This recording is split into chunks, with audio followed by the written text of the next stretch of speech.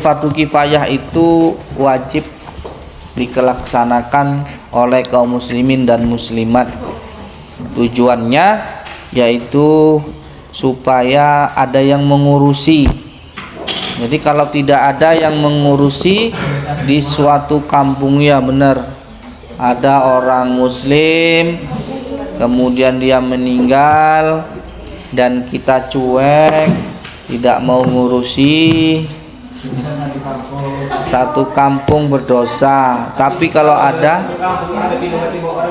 satu atau lima tidak berdosa. Jadi satu atau lima orang yang mengurusi jenazahnya, memandikan, menyolat, mengkafani, menyolati, kemudian memakamkan, menguburkan, alhamdulillah sakampung ini nggak berdosa.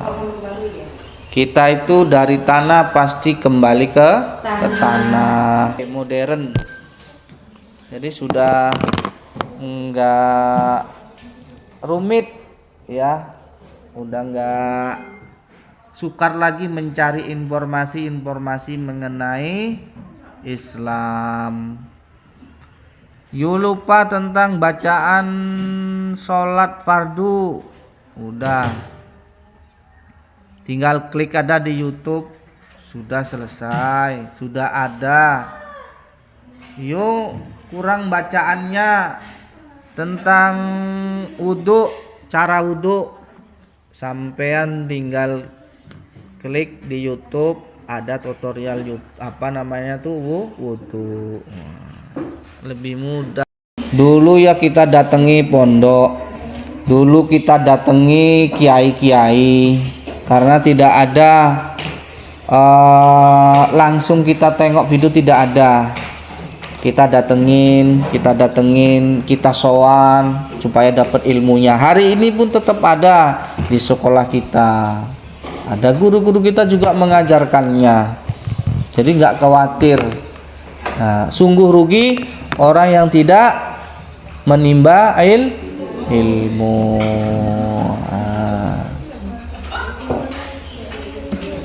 Nah, tentang fardu kifayah Bapak kira sudah paham. Ini kalian tinggal mengulas kembali dan praktek. Iya, niat. Yang penting niat. Nah, ada beberapa yang belum kita tunaikan, yaitu mengemban dakwah, belajar dari para ulama. Nah, sebelum kita bicara tentang ulama Indonesia, jadi Rasulullah, ini ya sosok seorang ulama, idola kita, kemudian panutan kita. Dulu menyampaikan dakwahnya, menyampaikan informasi tentang Islam itu susah payah. Bahkan dakwah Rasulullah Shallallahu Alaihi Wasallam itu dicerca, dicecar, dikecewakan, kemudian dilempari, dihina, dicemooh, bahwasanya dia bawa wahyu, membawa informasi yang tidak sepaham dengan kafir Quraisy. Itu tantangannya. Nah, kemudian Rasulullah itu Shallallahu Alaihi Wasallam manusia yang sabar, dakwah melalui rumah ke rumah, door to door.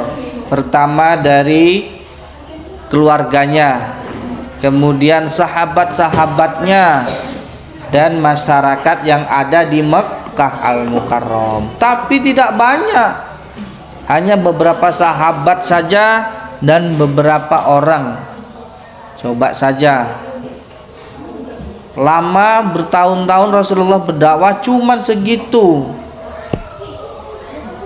Kenapa? Tantangannya kuat, resikonya luar biasa. Kalau enggak luka, nyawa taruhannya. Apa dakwah?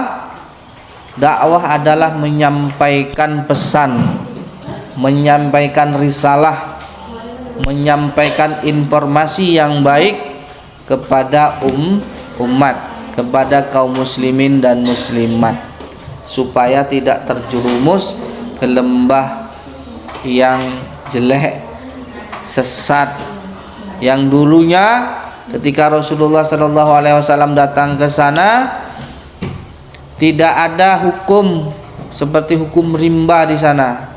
Mungkin hukum yang dibuat kayak hukum rimba, mungkin ada hukumnya, tapi yang dibuat kayak hukum rimba. Dengan datangnya Rasulullah SAW, hukumnya menjadi baik, bermanfaat.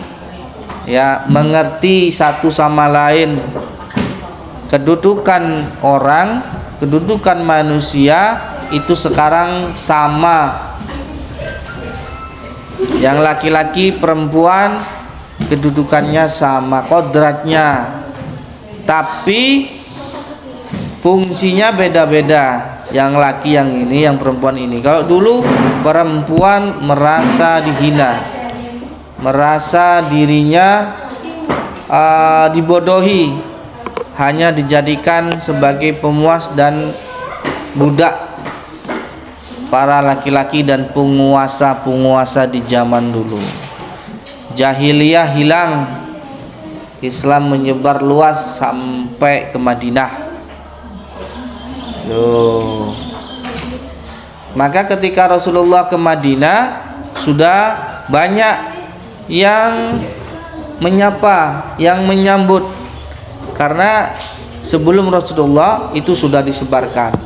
Begitu Rasulullah datang, banyak berduyun-duyun masuk Islam. Nah, kalau sekarang bagaimana dakwahnya? Dakwah sekarang itu bisa juga one by one, bisa juga door to door. Tapi sekarang udah zaman teknologi, ya. Ada juga yang menyampaikan pakai YouTube, aplikasi-aplikasi yang lain, yang ulama-ulama yang ada di sana di luar negeri, kita tinggal klik gitu aja, searching dah sudah ada. Yang mau pingin jadi ulama di sini silahkan. Wah, subhanallah. Ustazah. Karena ada beberapa, ini berapa muridnya? Siswanya piro iki? 27. 27 ya? 27. 27 mana ya? Kata Mister sama Miss sana itu, mom. Mungkin ada salah satu laki-laki atau perempuan yang jadi untuk apa? Meluruskan umat ini supaya tidak melenceng. Tuh, ada di sini ada. Bismillah. Nah, kemudian dakwah yang digunakan sudah modern, sudah enak.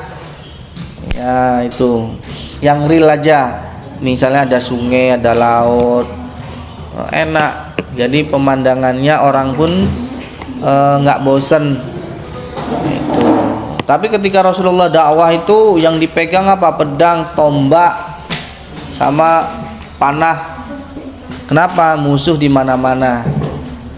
Kalau sekarang di Indonesia nggak ono, musuhnya malah umat juga.